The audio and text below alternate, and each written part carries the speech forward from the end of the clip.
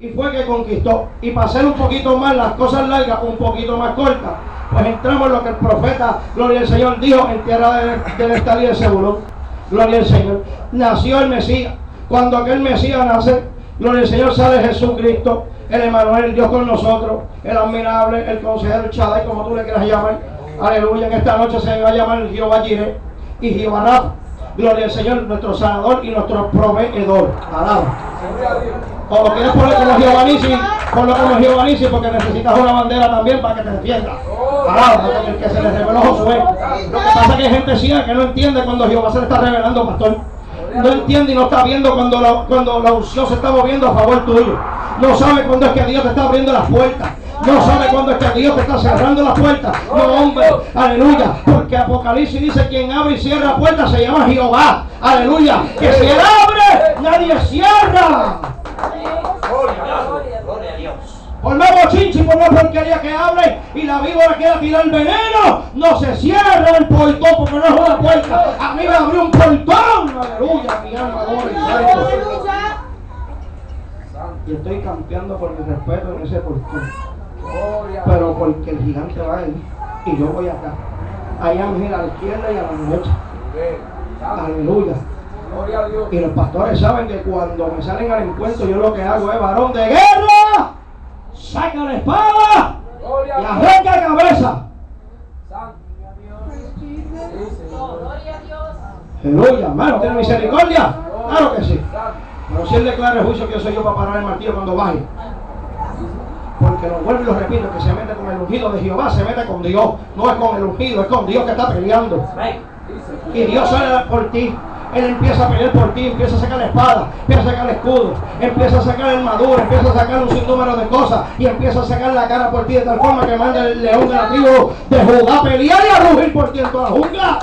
No lo dejen porque es mío. Déjalo que campee, déjalo que camine, déjalo que entre porque es mío.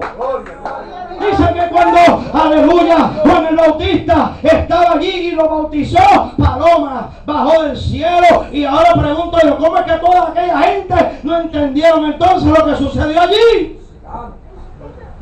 Gloria a Jesucristo. Hermano, ¿por qué no están los gritos? Tú eres ahorita. Gloria a Dios. Aleluya. Yo voy a hacer cosas tremendas en esta noche, lo estoy diciendo. ¡Aleluya! Hoy noche de bendición. Hoy noche de bendición, se cae la incredulidad y se caen las dudas en esta noche. Aleluya. Esta noche se cae ese espíritu, esa almura de incredulidad y ceba de duda, se cae hoy. Alabado sea Cristo Jesús. Y el María que está ahí coroneando a esa gente se va a ir corriendo para su casa también. Alaba. Mi alma adora a Dios. Santo es el Dios de Israel.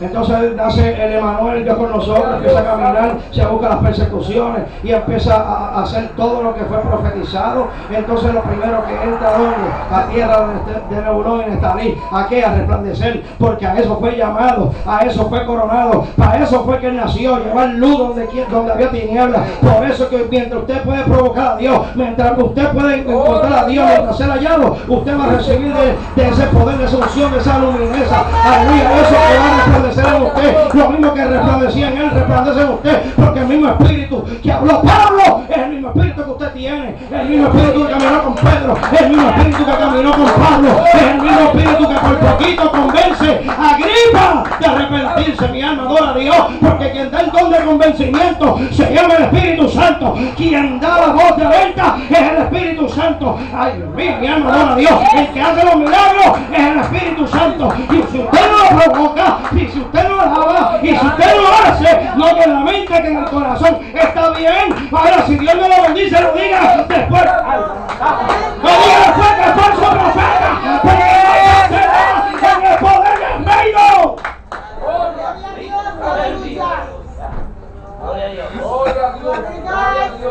Te amo, amor de Cristo.